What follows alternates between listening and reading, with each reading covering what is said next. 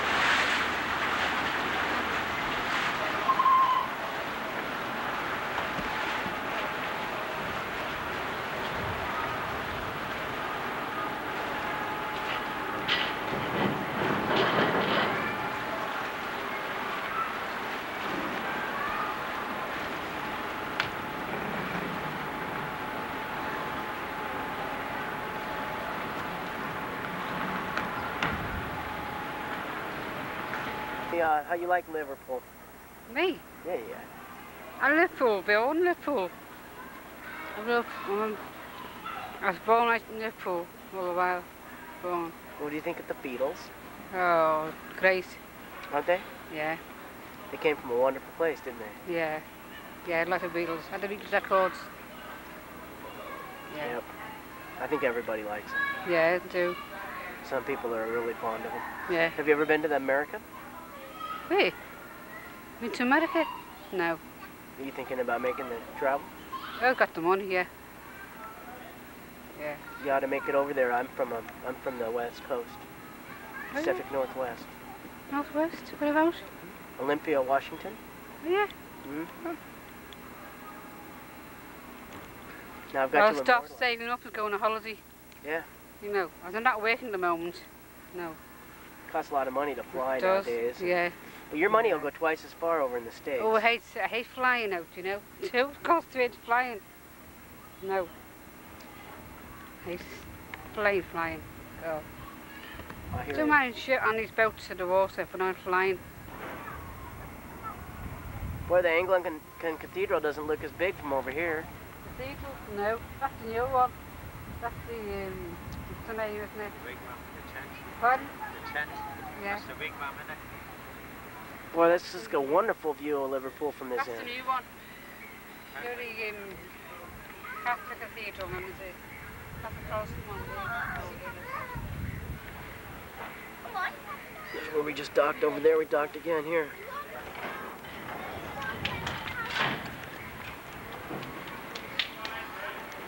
So are you going to stay on for a joyride all the way back? Yeah. This is an interesting red little structure. That's it. So do you think you'll ever make it to the States? Well, it's got to save it up for hard. Get a job. You're unemployed right now? Yeah. But you got a place to stay. You're not homeless. Oh no, that's my bed and breakfast. My parents are dead. You know, but I've been up there 4 years. I gave them a screen here at Liverpool. That's good. And I got you on the tape and I'll show it to all my friends. And they'll say, who's that beautiful lady in the purple coat? Yes. You can give me your address and you can write to me, can't you? Pardon me? Or send me a postcard. Sure, I got to get your address though. Yeah. Give me your address down. I'll have you write it down. Hang on a minute. I'll put my camera down here. I don't. I may. Oh. As long as it's close The big enough. open dock to the left is the fitting out basin for Camel Lane Shipyard. The black shed, a third of a mile long, is where the ship's engines are made. Just beyond is a huge building with two dark grey doors. This is the shed where the ships are built. From here, they're launched into the river and towed round to the fitting out basin for completion. So ferry. Laird has a fine record of well-built ships. Mauritania II, two Ark Royals, HMS Ursula launched in 1991, the oil drilling platform Sovereign Explorer and HMS Bergen Head, plus a host of other great vessels. Stop and break this ship.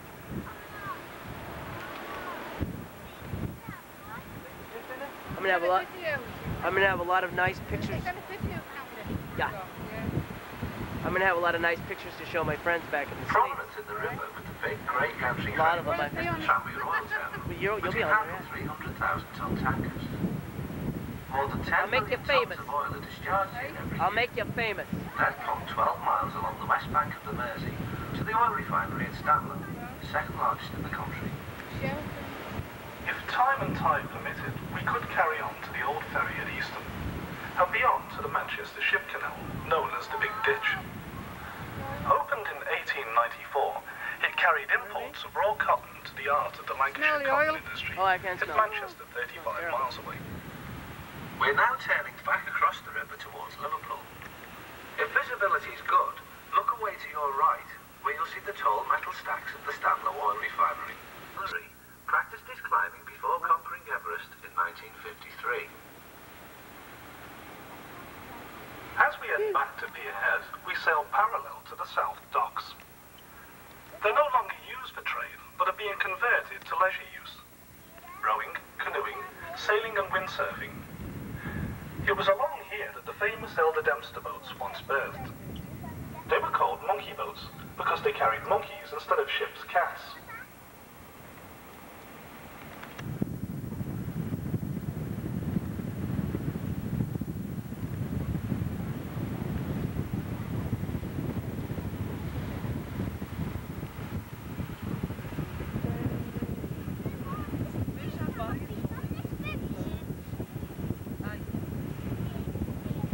From this part of the river, we have a fine view of Liverpool's two cathedrals. Dominating the skyline is the red sandstone of the Anglican Cathedral, the world's biggest, which took 74 years to build.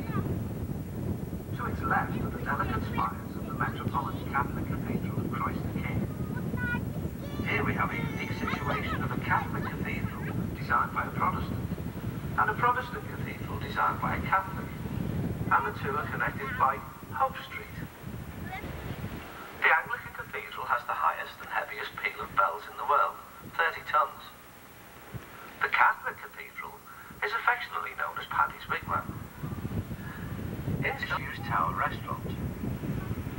Near the dock wall can be seen the masts of our new 450-berth marina, where sailing craft and leisure cruises exist. If you're leaving us here in Liverpool, please pay a visit to our nautical gift shop. There you can buy a memento of your trip on the famous Mersey ferries. It's not open. We hope you've enjoyed your cruise and look forward to welcoming you aboard again soon. Yeah, I've got it all about.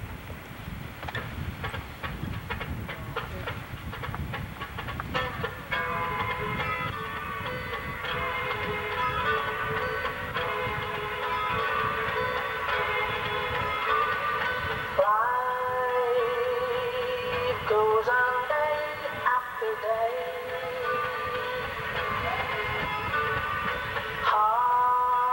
Hearts torn in every way. So Mary, cross the Mersey, 'cause this land's the place I love, and here I'll stay.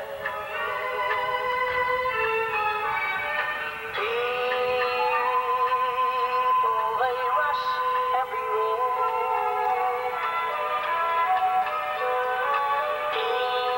Each with their own secret care.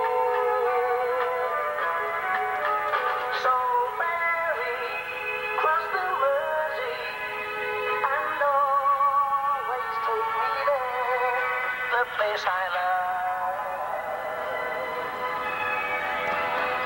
People around every corner, they seem to smile and say, we don't care what your name is, boy, we'll never take you away. So I continue to say,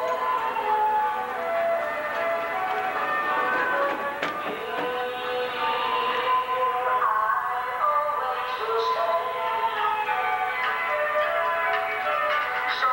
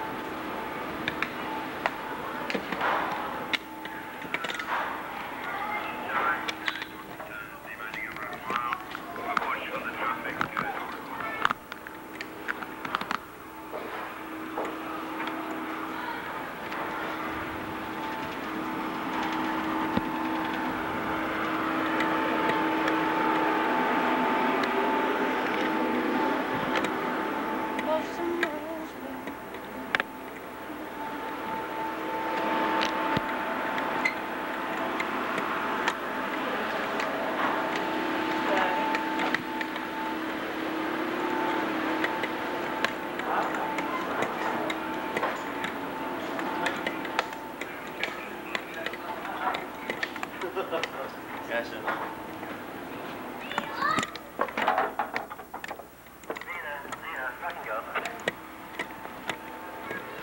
The pouring rain, very strange.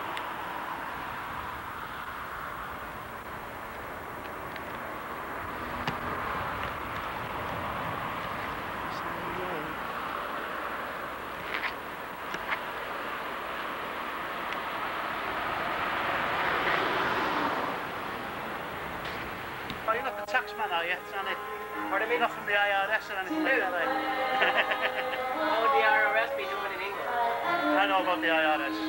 I'm just here because I like the Beatles. Have you seen all the statues? Yeah. Except the cabin walks, it wasn't open today. No. I've been here about 3 or 4 days, though, and I've spent plenty of money. Very good, very good. Spent a lot of money here. So, we all spend a lot of money, don't we? Sounds like a live music in there. Yeah, do you want to go and have a quick look? Can I go up there? Want to go and have a quick look? I'll take you up. Look. You can't stay up there though, so... I understand.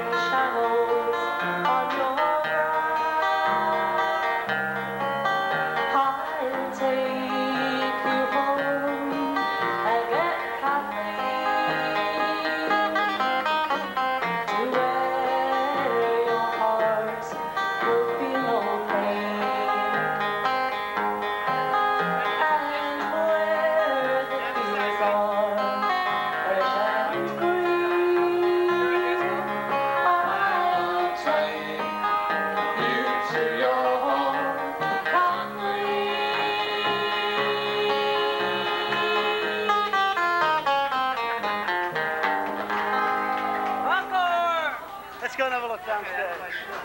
Take it upstairs. I understand, it's private. Appreciate you letting me get up here that way.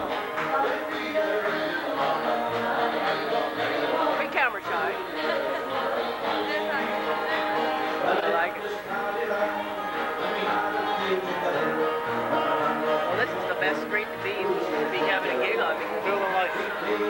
Beatle Street. Carl Young. Carl Young. Who's that statue over there? Carl Young. Who's he? English professor. You can read up on him when you get older. I'm 31. Pardon? I'm 31. I gotta get hold on. Hold on. Is it your business? Your fault, Sean. Louis? Sean?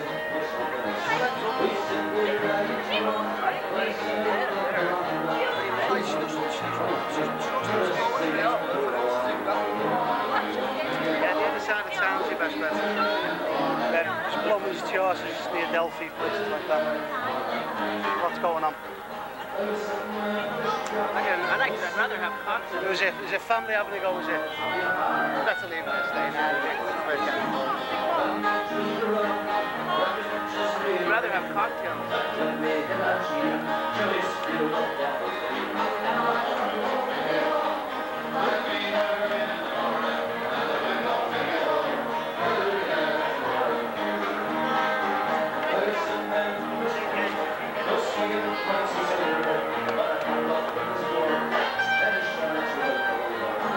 you film what? This guy keeps taking shots of me, what? He keeps taking camera shots of me. Like a tax man, isn't he? Well, that's till the 27th. So, how do you like Liverpool? You live here? God, I like it. Yeah. What you drinking? Brandy and Coke. Is that part of, are you part of the wedding party or whatever's going on up there? Yeah, Christian. They're not going to let me up in there. What? Because it's private. They won't let you up there. They let me go up there for about a minute, you know, to film. Really, I hope you pay me for this interview, you know. Well, you haven't said anything yet. No, I was working for the other firm. He's with the other firm. Bye, I love you. Take care. We'll put you on the telly. Put you on the evening news. Would you like to get on the evening news? Okay. Yeah, this is Beatle Street here. Isn't it? Behind you.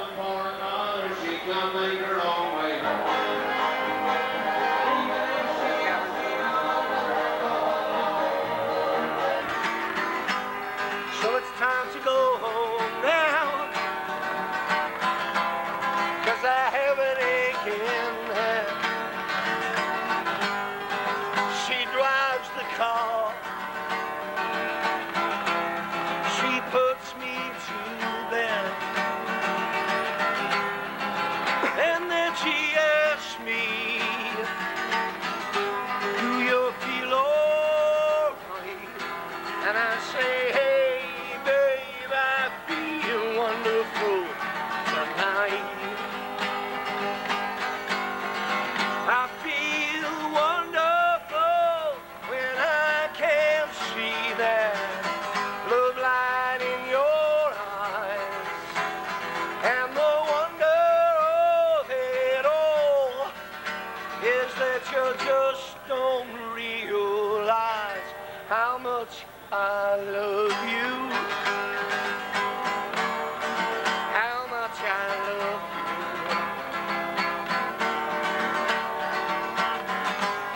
So it's late in the evening. She's wondering what clothes to wear. She puts on her makeup. She's combing her long blonde hair. And then she asks me,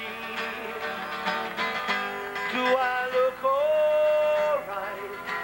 And I say, hey babe, you look beautiful tonight.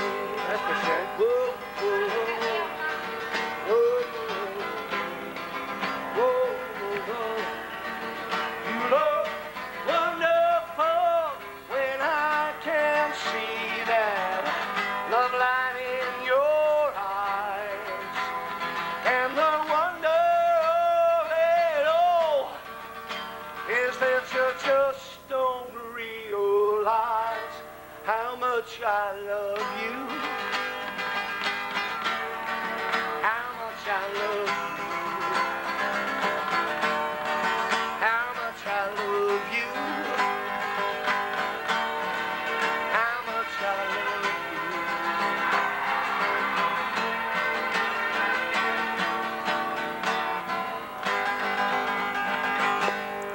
Hey. What's your name? Sorry. What is it? Troy? My name's Eric. Oh, Ian. I'm from Olympia, Washington in the States. Uh-huh. That was an Eric Clapton tune you did. Yeah. Or attempted to do, yeah. I'm just gonna do one more song because I need to have a beer, you know? Well, I'll join you for a beer.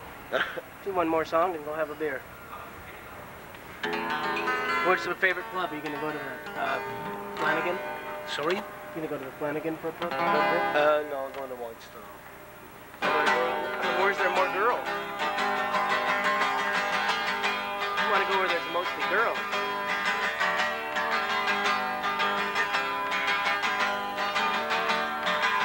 It's 9 o'clock on a Saturday. like a crowd shuffles in. There's an old man sitting next to me, making love to his tonic and for a beer now. He says, son, can you play me a memory? I'm not really sure how it goes, but it's sad and so sweet, and I knew it complete when I wore a young man's clothes. Ooh, la da da, dee da da, la da da, dee da, la da.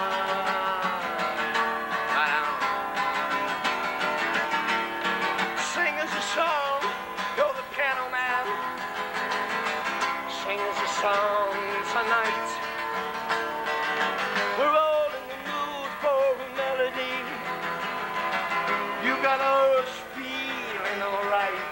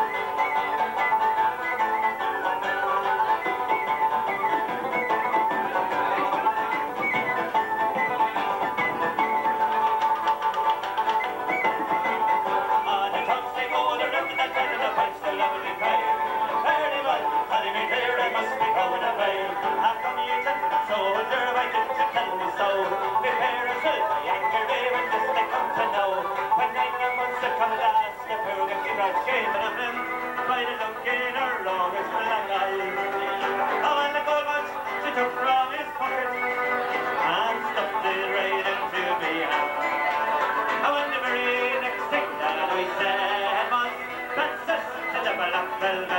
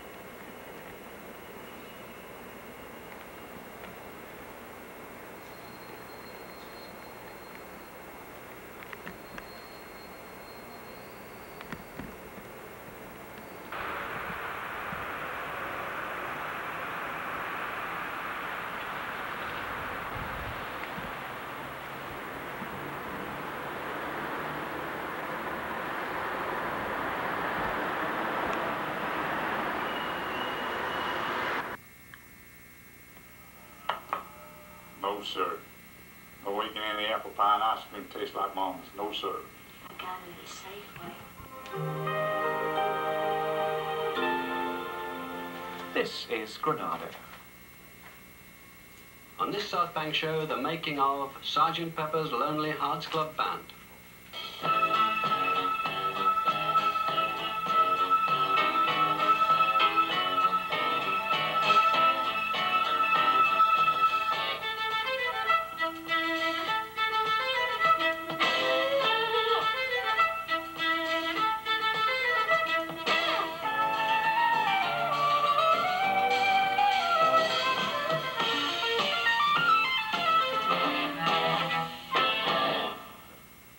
This year, 1992, sees the 25th anniversary of the making of what some people think is the greatest rock album of all time, and certainly an extraordinary mirror of its age, Sergeant Pepper's Lonely Hearts Club Band. We brought together Paul McCartney, George Harrison, Ringo Starr, and many others to talk about the making of that record. We've got hold of the original tapes, and we're going to show the process. It took 5 months to make. It cost £40,000. Peanuts by present-day conditions, but the very first album that the Beatles made, Please Please Me, took 1 day only. So in that, as well as in many other things, they were revolutionary. The album was made here in the EMI studios in Abbey Road. At that time, it was full of white-coated engineers and classical musicians and orchestras popping in and out of their studios. And the recording was supervised, of course, by George Martin, who was crucial to the Beatles' development. And one of the stories we're about to tell is the story of 4 very to-learn young men and one great producer interested in experiment. Well, it's 25 years now since it was issued, and there aren't many records which really last in the memory for a quarter of a century. I suppose it is a museum piece.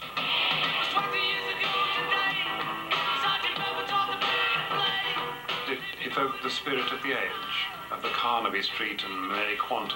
It was a joyous, spurting out of life.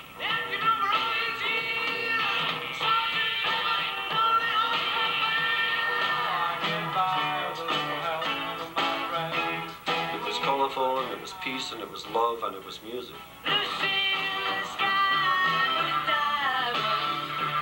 The songwriting team thing will keep going on whatever happens, will it? Yeah, we'll probably carry on writing music forever, you know. It's getting better all the time. That's probably the big difference, is that people played it a bit safe in popular music. But I think that's what we suddenly realised, is that you didn't have to. I'm fixing a hole where the rain gets in. We gave her most of our lives. Is leaving. For the benefit of Mr. Kite, there will be a show tonight on trampoline. We were talking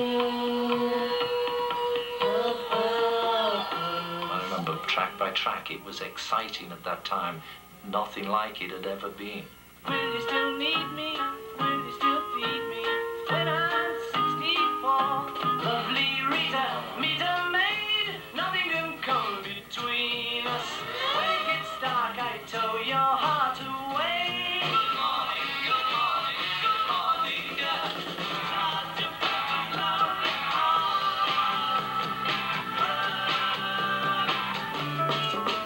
Found the way downstairs and drank a cup. And looking up, I noticed I was late. Found my coat and grabbed my hat. Made the bus in seconds flat. In 1966, the Beatles had been working most successfully for 3 years. They'd conquered the world in a way nobody else had done before.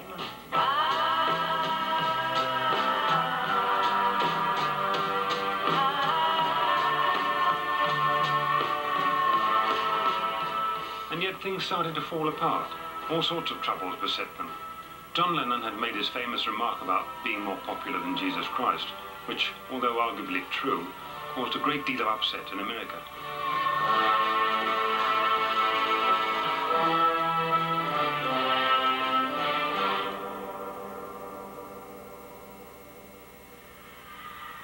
They were performing incessantly.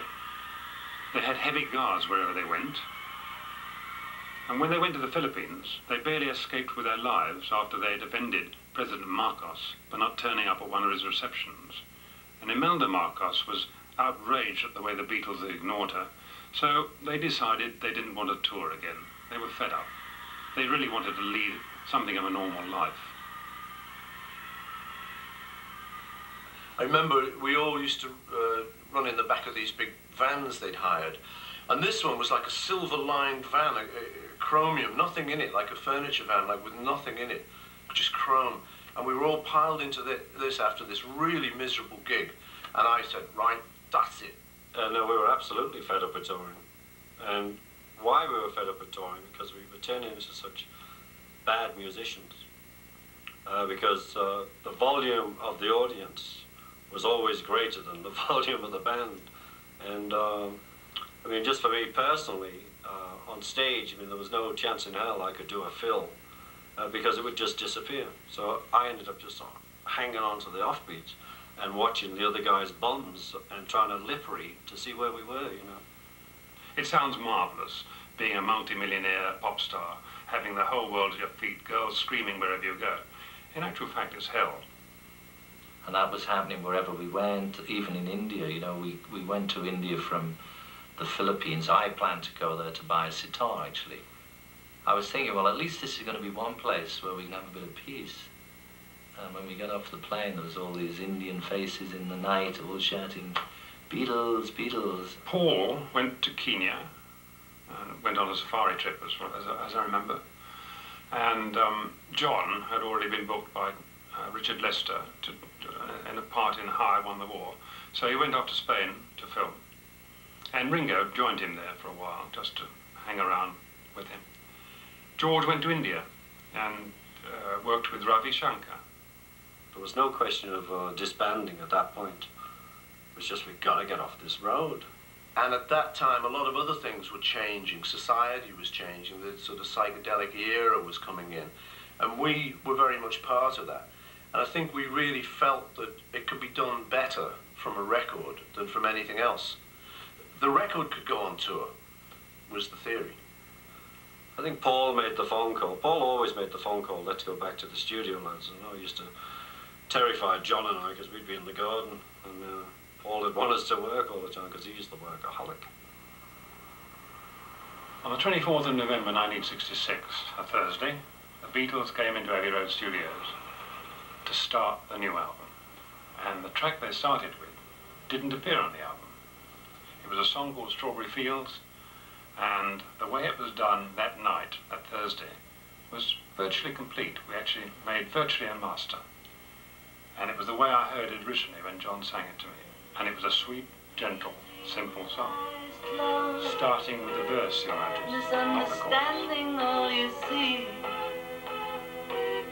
It's getting hard to be someone, but it all... We were still in our primitive state in technology in those days. 1966, we were just recording in 4-track. Bass and guitar, add to it. Still nothing else. Dead simple.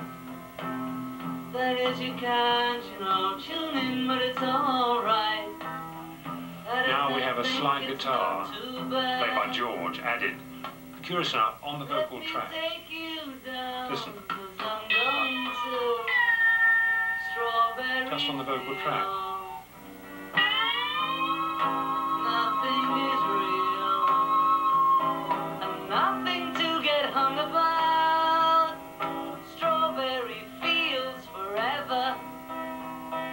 Strawberry fields forever. I think that version is very charming.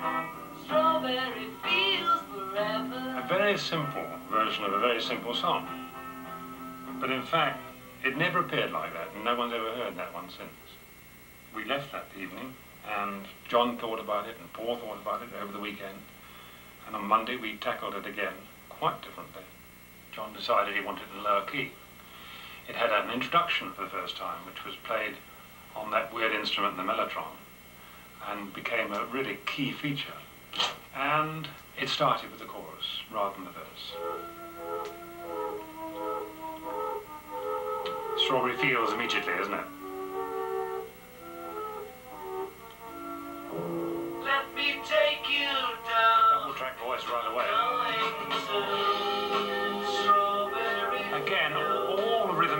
on track. The voices on 3 and 4.